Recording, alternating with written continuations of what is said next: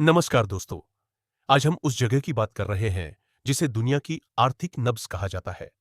होर्मुज जलडम रूम मध्य, स्ट्रेट ऑफ होर्मुज।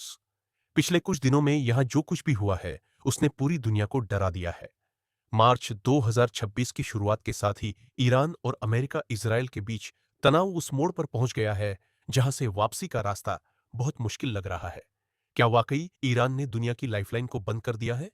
चलिए समझते हैं। 28 फरवरी 2026 को हुए भीषण हमलों के बाद ईरान ने इस रणनीतिक रास्ते को प्रभावी रूप से बंद कर दिया है। रिपोर्टों के अनुसार ईरान ने जवाबी कार्रवाई में 10 से अधिक जहाजों पर ड्रोन और मिसाइल हमले किए हैं।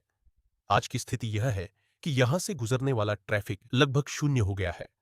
सामान्य दिनों में जहां यहां से रोजाना 100 जहाज गुजरते थे, पिछले 24 घंटों में केवल एक या दो ईरानी टैंकर ही देखे गए हैं।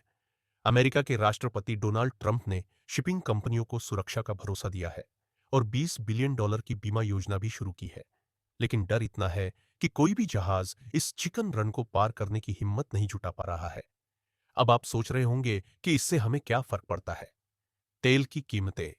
ब्रेंट क्रूड ऑयल की कीमतें $100 प्रति बैरल को पार कर गई हैं।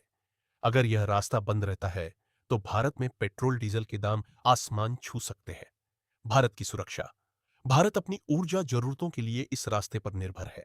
ताजा खबरों के मुताबिक भारत सरकार अब अपने व्यापारिक जहाजों को सुरक्षा देने के लिए नौसैनिक युद्धपोत भेजने पर विचार कर रही है। महंगाई। सिर्फ तेल ही नहीं, एल्यूमिनियम जैसी धातुओं और गैस की सप्लाई रुकने से पूरी दुनिया में महंगाई का नया तूफान आने वाला है। कतर जैसे देशों से होने वाली 20% गैस सप्लाई इसी रास्ते से आती है। पर्दे के पीछे खेल बहुत बड़ा है। जहां एक तरफ तुर्की में मिसाइल डिफेंस सिस्टम तैनात किए जा रहे हैं, वहीं अजरबैजान और ईरान के बीच भी तनाव चरम पर है। चीन इस स्थिति से सबसे ज्यादा चिंतित है क्योंकि उसकी ऊर्जा सप्लाई का बड़ा हिस्सा यहीं से आता है। ईरान अब सेलेक्टिव पैसेज की नीति अपना रहा है, यानी वह केवल अपने मित्र देशों जैसे बांग्लादेश या चीन के जहाजों को ही निकलने की अनुमति दे रहा है, वह भी तब जब उन्हें पहले से पूरी जानकारी दी जाए। दोस्तों, होर्मुज की खाड़ी में उठती ये लहरें सिर्फ पानी की नहीं, बल्कि आने वाले वैश्विक संकट की आहट है। अगर डिप्लोमेसी से इसका हल नहीं निकला, तो दुनिया एक ऐसी आर्थिक मंदी की ओर बढ़ेगी जिसे संभालना किसी के बस में नहीं होगा। आपको क्या लगता है? क्या अमेरिका और इजराइल के बढ़ते दबाव के बीच ईरान इस रास्ते को पूरी तरह खोल देगा या यह युद्ध और भी भीषण होगा? कमेंट्स में अपनी राय जरूर बताएं।